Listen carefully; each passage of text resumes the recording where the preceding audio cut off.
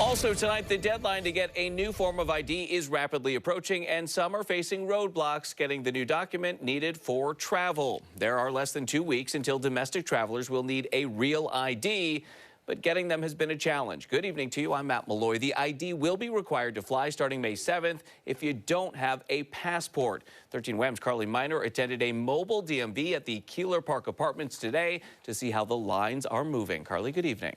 Good evening, Matt. When the president of the Tenants Association arrived this morning, she says 20 residents were already waiting in line before the doors even opened. It's been very, very, very busy. I came down at 8 o'clock to wait for motor vehicles.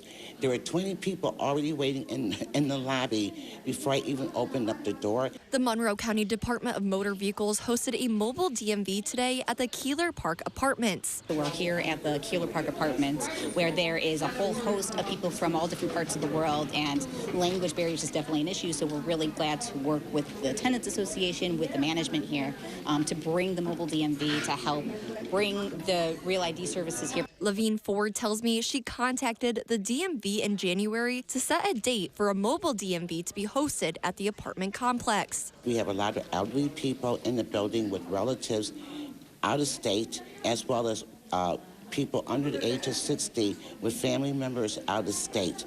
We have a lot of people with physical disabilities, and it's easier for them to fly on the plane. As the May 7th deadline approaches, Monroe County Clerk Jamie Romeo says appointments at their DMVs are booked out ahead. The deadline makes it seem like I'm going to miss it if I don't get in before May 7th. We know our appointments are booked out ahead. We really are encouraging people to look at their own travel plans. If they're planning on getting on a plane soon, you should get in. If you're not, wait until after May 7th, because you will absolutely still be able to get a real ID.